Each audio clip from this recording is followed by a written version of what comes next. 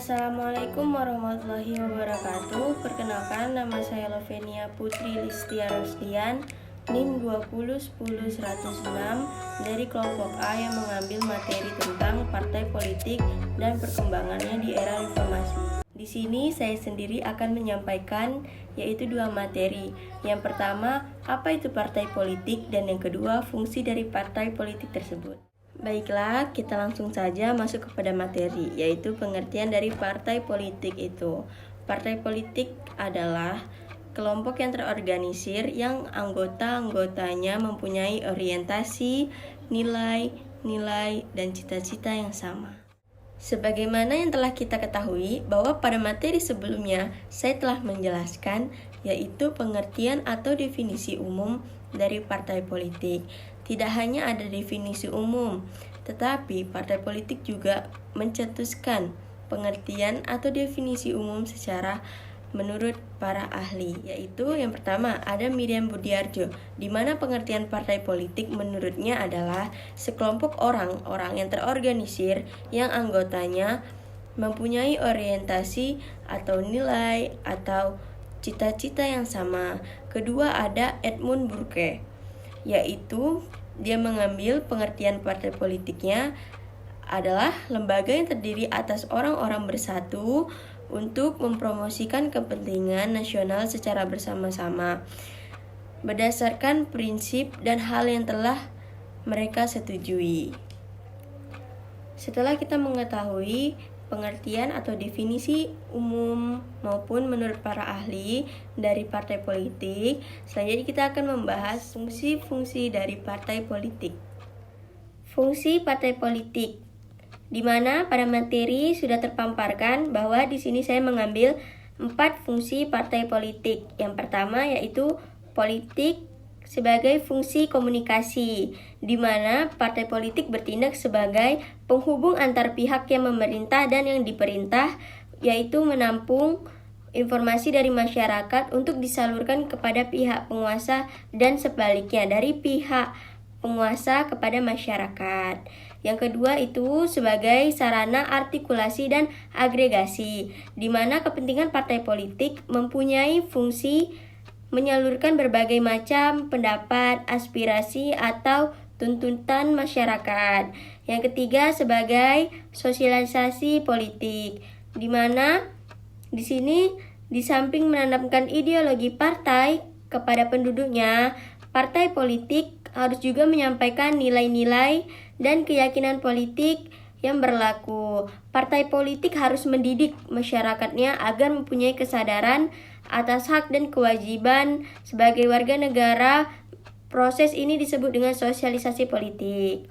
Yang keempat yaitu fungsi rekrutmen politik, di mana partai politik berusaha menarik warganya menjadi anggota partai politik negaranya, yang berarti memperluas partisipasi warga negara dalam kehidupan politik. Rekrutmen politik merupakan salah satu cara yang ditempuh oleh baik langsung maupun tidak langsung dengan konstelasi persaingan dalam memperebutkan pengaruh dan perhatian publik. Baiklah, untuk materi selanjutnya yaitu di sini saya mengambil fungsi-fungsi yang harus dilaksanakan atau dijalankan oleh partai politik itu sendiri. Yang pertama, yang A, sebagai mediasi antar pemerintah dan rakyat.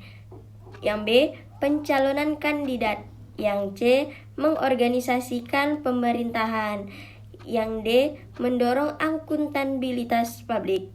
Dan yang E, pendidikan politik. Dan yang terakhir yang F yaitu pengatur konflik.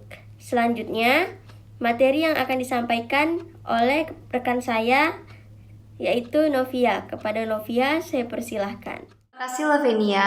Perkenalkan, saya Novia Anggreni, NIM 20101011, Prodi Administrasi Publik. Baiklah, mari kita bahas materi selanjutnya, yaitu tentang perkembangan partai politik di era reformasi. Perkembangan partai politik era reformasi belum menjadi institusi publik yang memiliki tanggung jawab atau akuntabilitas terhadap pemilihnya. Pada masa Orde Baru, partai politik menjadi mesin politik penguasa sehingga partai politik lebih diarahkan pada kepentingan pelanggengan kekuasaan penguasa. Ketika memasuki era reformasi, partai politik seakan-akan kaget dengan tuntutan masyarakat yang besar namun tidak disertai dengan kelembagaan yang baik. Partai politik dewasa ini belum memperlihatkan akuntabilitas kepada konstituen. Pada era reformasi ini, partai politik tampak menghadapi krisis.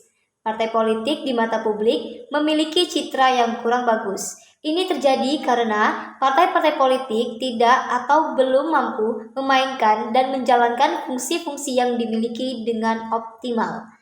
Partai-partai politik tidak memiliki kemampuan dalam mengerahkan dan mewakili kepentingan warga negara maupun dalam menghubungkan warga negara dengan pemerintahan.